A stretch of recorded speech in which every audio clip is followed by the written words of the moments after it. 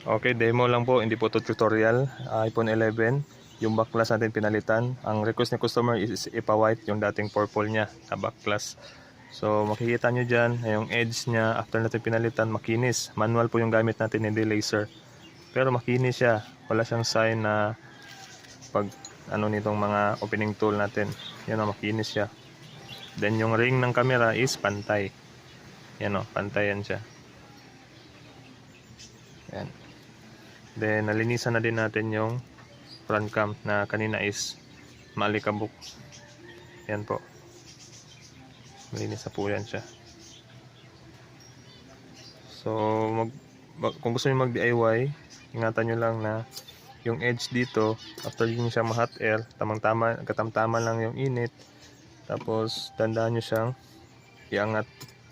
Maglalagay lang ako dyan sa screen. If sa YouTube nyo ito napanood, ilalagay ko dyan yung mga parts na gagamitin nyo kung gusto nyo mag DIY. Pero kung may budget naman kayo, mas safe kung doon kayo sa legit technician. Kasi meron yan siyang coil dito. Yung mga iPhone 11 pataas, something ganyan. May wireless charging kasi yan siya. Dapat hindi siya matamaan. Dapat careful lang yung pagtanggal. Pero kung may knowledge ka sa pagre-repair, ilalagay ko dyan yung mga kailangan mong gagamitin sa pag-DIY nitong iPhone back glass. For example, itong iPhone 11. Manual lang po yung ginawa ko dito, pero makikita nyo dyan, wala siyang basag sa edge or wala siyang sira sa edge. Napakakinis. Ginamit ko lang din na adhesive is itong T7000. May technique din ito. Pagka nasundan nyo na yung pattern kung ano siya ilagay, kailangan nyo siyang ganunin ng kamay.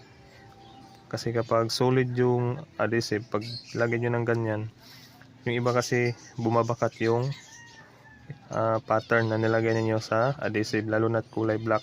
Mas maganda kasi to, hindi nag-expire kaagad. Yung transparent kasi kusang natatanggal kalaunan. Ito siya is magandang gamitin.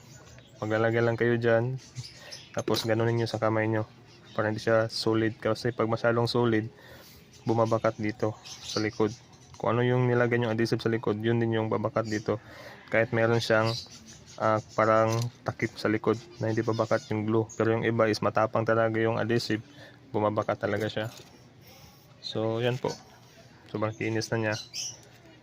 At yung camera ring, pantay siya. And then walang sugat yung edge, makinis.